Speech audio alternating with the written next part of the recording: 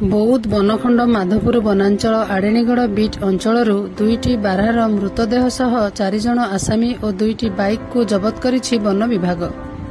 ମିଳିଥିବା ସୂଚନା ଅନୁସାରେ ଗତକାଲି ରାତ୍ରି ପ୍ରାୟ 3ଟା ସମୟରେ କନ୍ଧମାଳ ଜିଲ୍ଲା ସୁଡୁରୁକୁମ୍ପାର ଜିତୁ ମଲ୍ଲିକ, ବୁନା ମଲ୍ଲିକ, ରାୟ କଅଁର ଓ ରଣପାଟୁଳି ଆରପାଜୁର ସୁମନ୍ତ କଅଁର 2ଟି ବାଇକ୍ OD12 8659 OD31 5309 ଯୋଗେ କଣ୍ଡରା କାଚପାଜୁ ଅଞ୍ଚଳରୁ 2ଟି ବାରହାକୁ ମାରି 2 ଖଣ୍ଡ କରି ବସ୍ତାରେ ଧରି ଆସୁଥିଲେ।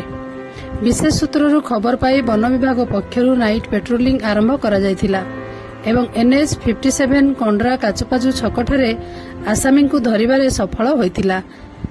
ମୃତ ବାରହା 2ଟିର ଓଜନ ପ୍ରାୟ 3 କୁଇଣ୍ଟାଲ ଥିଲା।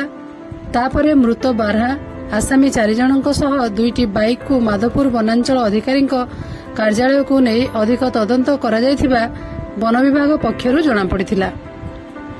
ଏହି ପେଟ୍ରୋଲିଂରେ forester Sunil ଖେତି, Bijayananda Sahu, Abhimanyu Mohanty, forest guard Subal Sahu, Srikanth ନାୟକଙ୍କ ସହ ସମସ୍ତ ସ୍କ୍ୱାଡ୍ ସାମିଲ ରହିଥିଲେ।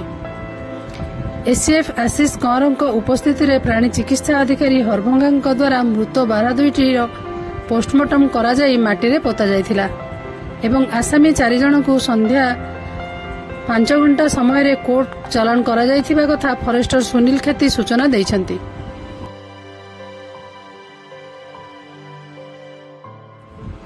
ବୌଦ୍ଧରୁ ବୈଦ୍ୟନାଥ ସାମଲଙ୍କ ସହିତ ହରଭଙ୍ଗାରୁ ଚିତ୍ତରଞ୍ଜନ ସିଂଙ୍କ ରିପୋର୍ଟ, ମୋ ଜିଲ୍ଲା ଖବର।